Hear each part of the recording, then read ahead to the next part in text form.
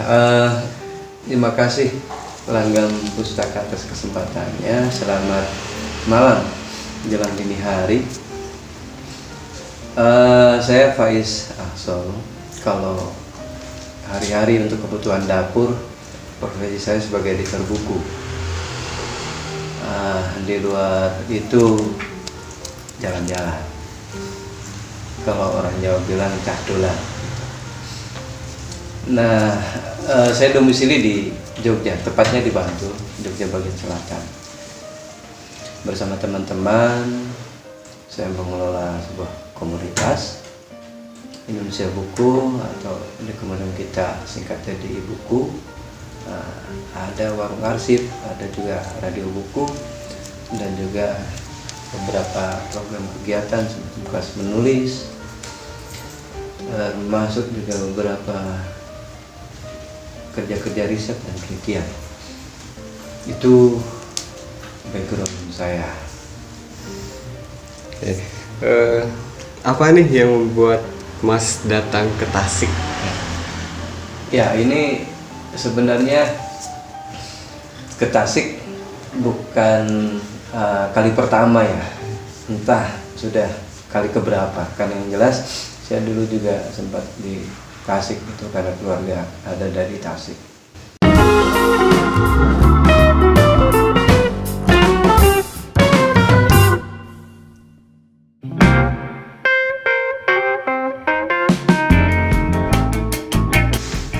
Iya, literasi ini sendiri kan sebenarnya begini.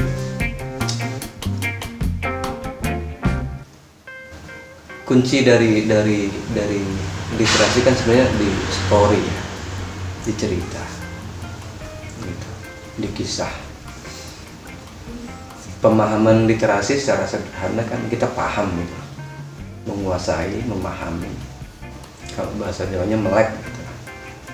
Ya, kemudian kita tidak gagal dengan problem-problem sosial yang ada.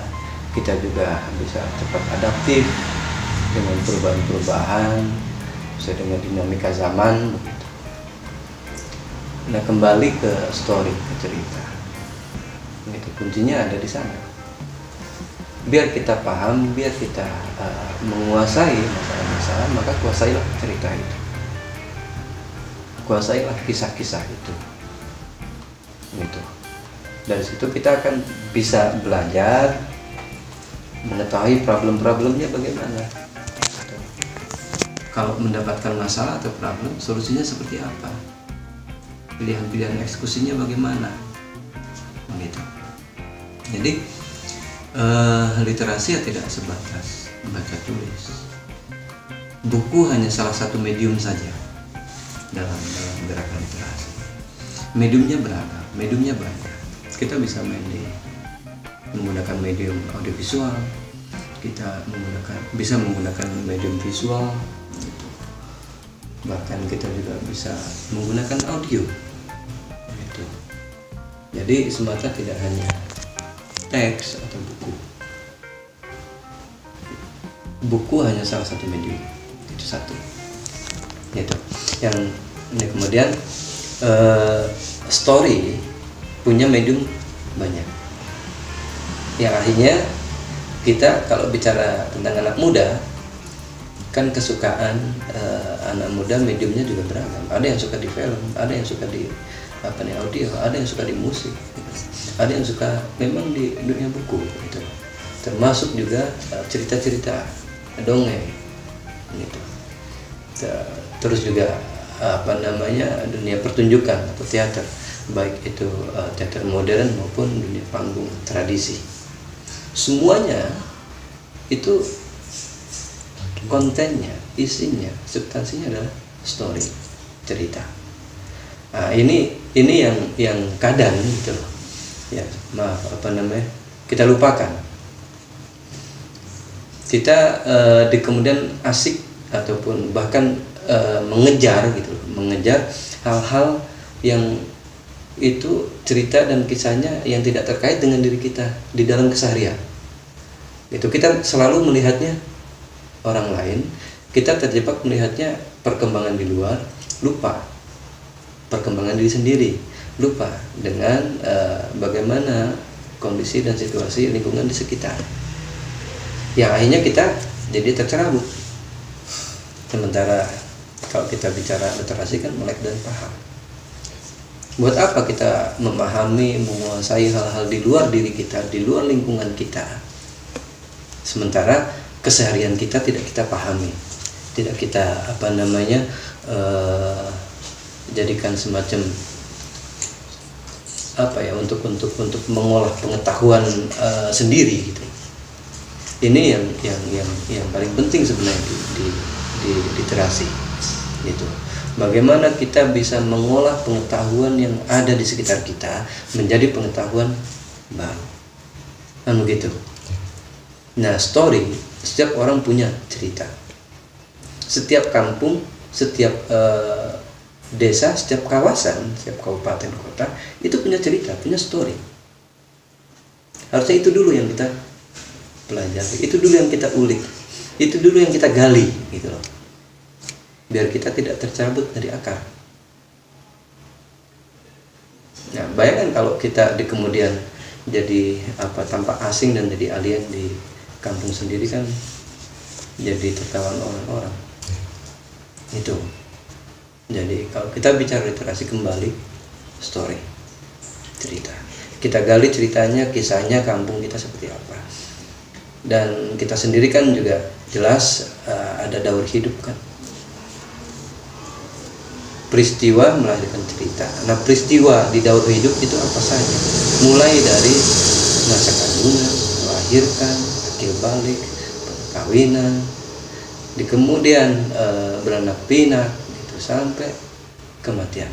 Daur hidup ini, story ini bagian dari tadi ya, untuk melek gitu, untuk paham. Jangan sampai di kemudian kita lebih memahami siklus hidup orang lain, tapi siklus hidup kita dengan kultur kita tidak mengetahui. Karena itu erat kaitannya dengan identitas. Jadi pertanyaan tadi saya hanya menitik beratkan, kalau bicara literasi ya basicnya ada di story.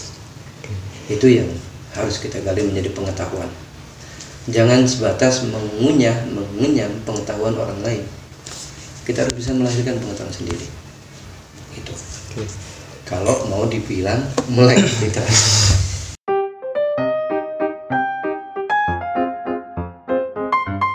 Iya, kalau berpikir berhenti di dunia literasi, kayaknya enggak juga. Karena apa? Ya, literasi kan memang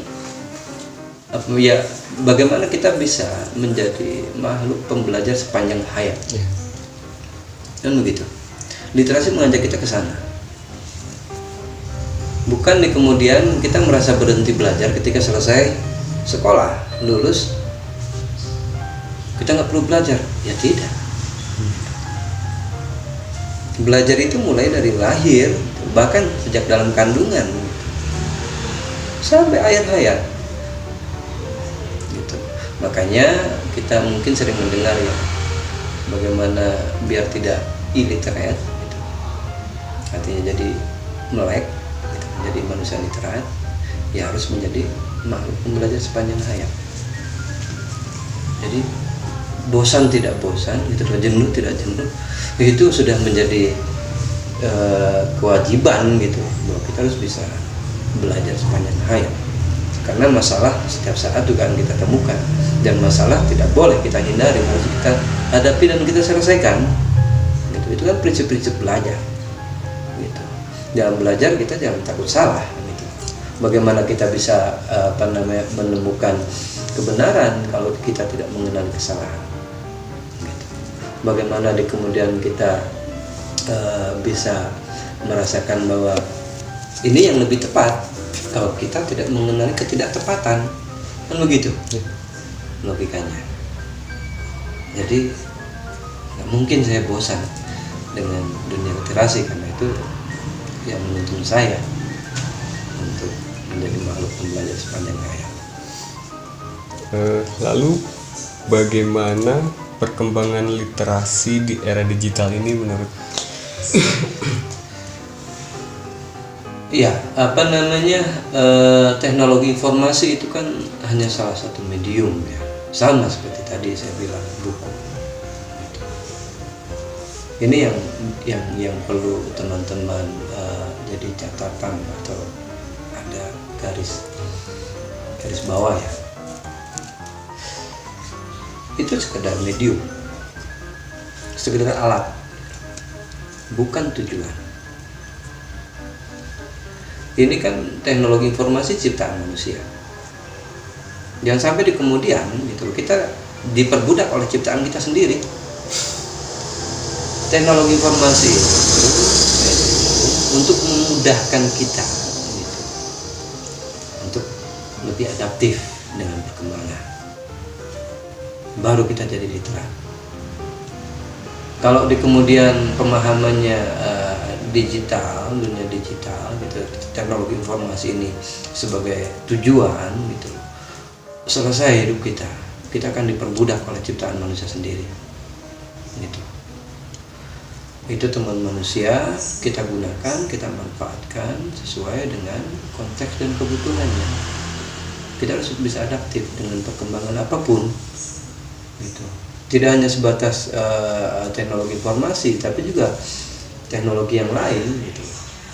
Kan mulai kalau kita bicara tentang pertanian ya, alat teknologi produksi ya, itu kan jelas dari mulai semula belum ada traktor, kita menggunakan tenaga hewan gitu, sampai di kemudian kalau padi kita mau panen menggunakan ani-ani gitu kan, itu manual sekali. Yang digunakan sekarang setelah ani-ani ditemukan sabit, setelah sabit sekarang sudah tidak ini lagi menggunakan mesin gitu.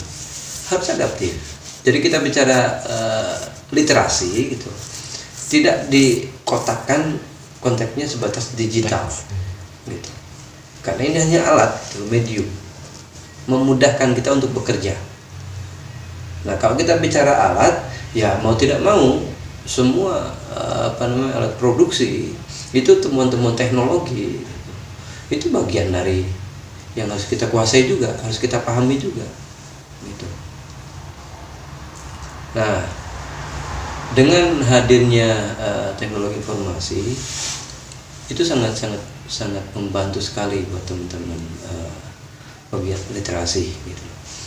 Baik itu mediumnya yang menggunakan medium buku gitu, maupun juga audiovisual ataupun video atau film, bahkan juga visual ataupun gambar ya, atau lukisan atau semuanya, termasuk juga audio. Itu sangat membantu dan dengan teknologi informasi ini. Contoh bagaimana karya-karya teks gitu, di kemudian dia ini kan kertas, dia punya usia, ada masanya dia akan aus gitu. Ada masanya dia akan rapuh. Nah, ketika perkembangan teknologi informasi membantu kita, ada sistem digitalisasi, harus kita selamatkan. Karena di dalam ada story, cerita, ada kisah, ada pengetahuan gitu. Di dalam pengetahuan itu, di dalam cerita itu ada pengetahuan, ada informasi. Harus kita digitalkan, kita selamatkan. Gitu. Cuma itu tadi pemahamannya hanya alat, medium. Jangan sampai kita diperbudak oleh alat. Gitu.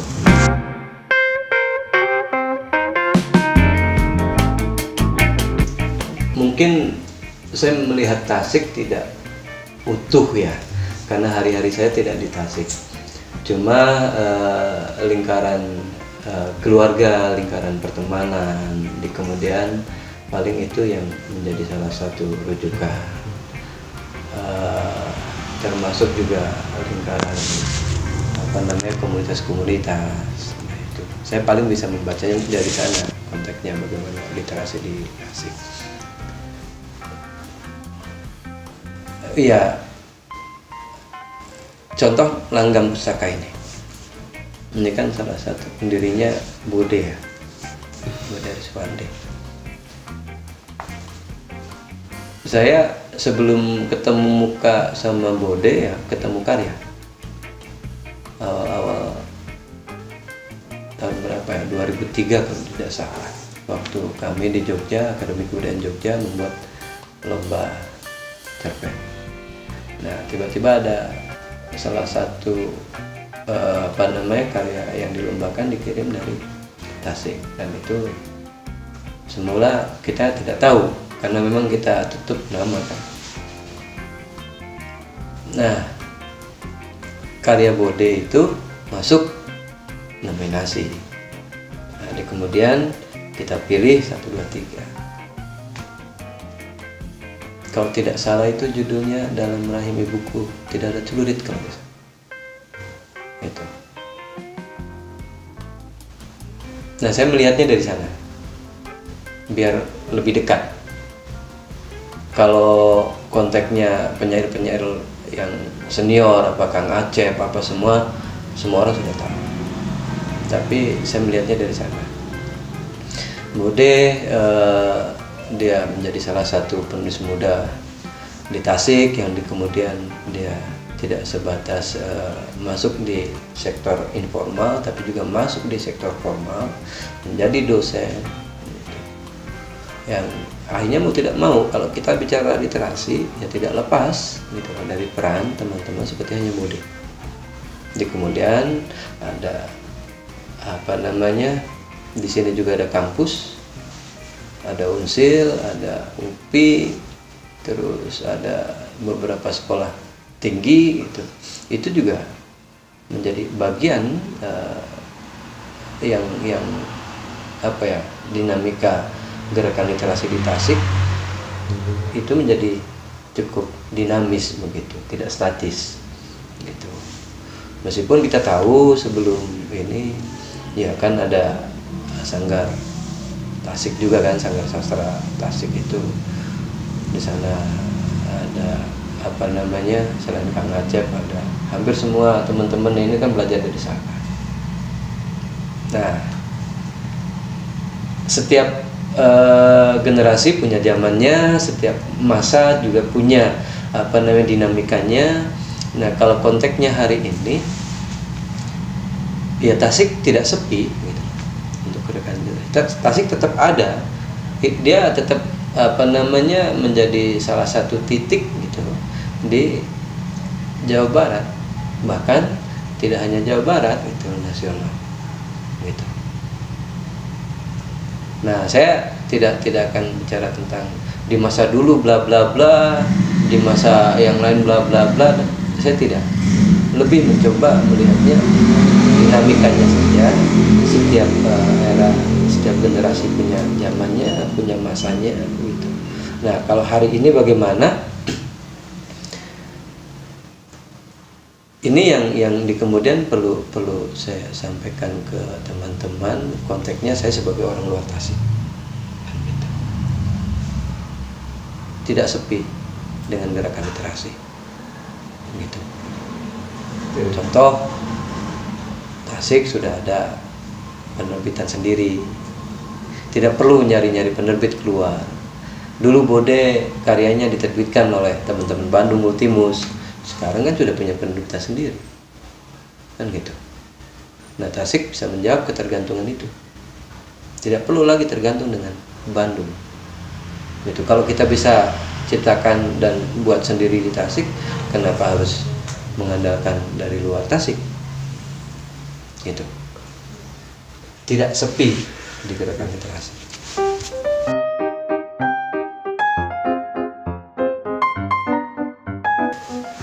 Ya, karya dianggap bagus dan jelek, bagus jelek itu kan kata sifat ya, relatif. Tergantung sudut pandang, tergantung standarnya seperti apa dan sebagainya. Kalau saya menyikapi semua karya punya hak hidup, dia punya jalan masing-masing gitu, punya alur masing-masing, punya jejak masing-masing. Tidak di kemudian dibunuh dengan kata bagus, selesai di kata bagus gitu. Dihentikan urat nadinya dengan ini karya jelek gitu. Tidak, saya menghindari istilah yang tadi kata sifat itu. Semua karya bagus gitu. Jeleknya seperti apa dan sebagainya tergantung tadi perspektifnya, dan bagusnya seperti apa ini juga tahu perspektifnya seperti apa, standarnya seperti apa. Jadi saya menyikapi kalau konteksnya karya sendiri, saya tidak akan bicara tentang karya sendiri, yang bicara baiknya orang lain. Cuma dulu ya, bahkan sampai sekarang saya kan tidak apa namanya, karena background saya sebagai editor, bukan sebagai penulis murni, jadi saya tidak punya karya utuh lebih. Contoh, kalau puisi hanya beberapa puisi, prosa pendek beberapa prosa pendek, esai beberapa esai, dan apa namanya, secara tematik juga beragam gitu. Jadi tidak diniatkan menjadi karya prosa panjang tunggal, karya tunggal dalam bentuk prosa panjang, contohnya novel kayak gitu. Saya belum punya karya novel, saya juga belum punya antologi puisi tunggal gitu. Puisi saya bertebaran, cerpen juga tidak. Cuma 2018 ada teman-teman muda, saya sebut saja, ada Safar Banggai, ada Alvin Rizal, teman-teman muda di Radio Buku gitu. Tanpa sepengetahuan saya, mereka melacak arsip-arsip karya saya gitu. Terus dihimpun, sudah di layout, sudah apa, tinggal naik cetak, disodorkan, Mas, saya mau terbitkan ini. Ya, itu kurang ajar mereka itu. Nggak bilang-bilang, ditodong begitu. Saya bilang jangan, nggak usah. Biar karya saya punya jejak sendiri. Jadi naskah sudah dalam bentuk dummy, itu ketika saya tidak mengizinkan, akhirnya tidak jadi terbit. Tapi di kemudian saya merasa bersalah dengan niat baik anak-anak muda itu. Merasa bersalah, mereka sudah nyari karya tahun 2000-an, apa sumbernya dari macam-macam, udah hunting begitu. Saya tidak mengapresiasinya, dan saya tidak mau mematahkan semangat mereka itu, semangat kerja kolektifnya. Akhirnya saya iakan di tahun 2019, ya udah silahkan terbitkan. Akhirnya terbit buku Daftar Hitam Dendam. Itu kumpulan tulisannya, ada prosa, ada esai, dan juga ada puisi. Itu bagus, jelek, dan ininya silahkan teman-teman pembaca. Saya tidak bisa menilai karya sendiri. Gitu.